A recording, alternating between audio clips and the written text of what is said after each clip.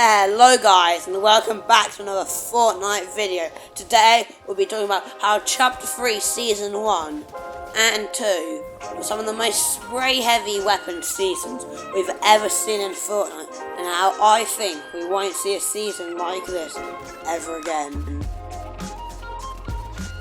And now we're going to talk about the guns and take a more in-depth look at what made Chapter 3 super spray heavy. First up, we have the Stinger SMG, which came in all rarities, and as you can see on screen, the player on screen has it in his inventory right now. So for the grey or common version of this gun, it had a 180 damage per second, the legendary had a 240. The common had a 15 damage per second, the legendary 20. Fire rate was 12, reload was 2.75 seconds for the regular, and the Mythic. There was a Mythic this season, which was Gunner's Mythic Stinger SMG, which had higher damage, fire rate, and reload, and less reload time, but had massive recoil, so many people preferred the regular. With a 1.5 times headshot or critical hit multiplier, this was one of the best SMGs we've ever seen. And talking about SMGs, we could also mention the Chapter 3 Season 2 SMG, the Combat SMG, which could have been voted in Chapter 2 Season 8, but lost the vote to the Combat AR. Now this was a more close range, overpowered version of the Stinger SMG, but as we're mainly talking about Chapter 3 Season 1, I won't talk about that weapon much today. And now on to the assault rifles of Chapter 3 Season 1.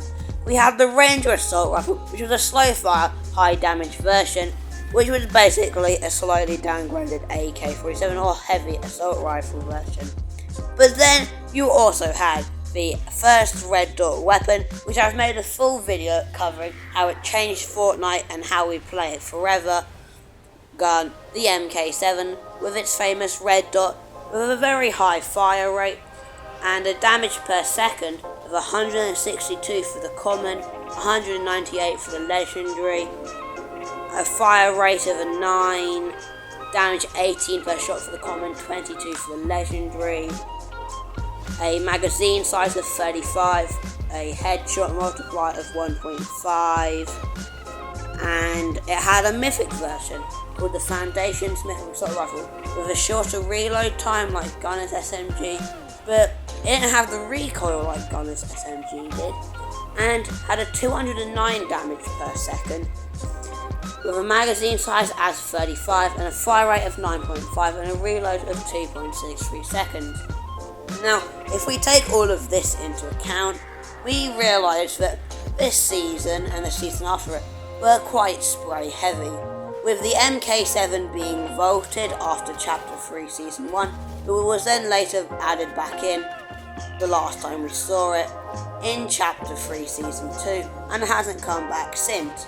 But other versions of the weapon have come back recently, like the MK Alpha, which was in Chapter 4 Season 3, and was a slower firing, a less magazine size, and a bit less or similar damage, I believe, to the MK7.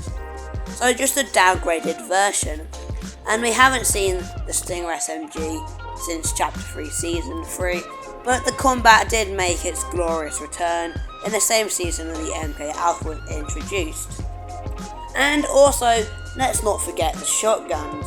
The shotguns of the first season of Chapter 3 weren't that spray heavy, the auto didn't shoot super fast, but then next season in Chapter 3 Season 2, they added back the drum shotgun, and with the addition of Zero Build, this destroyed many people's games and sent them right back to the lobby.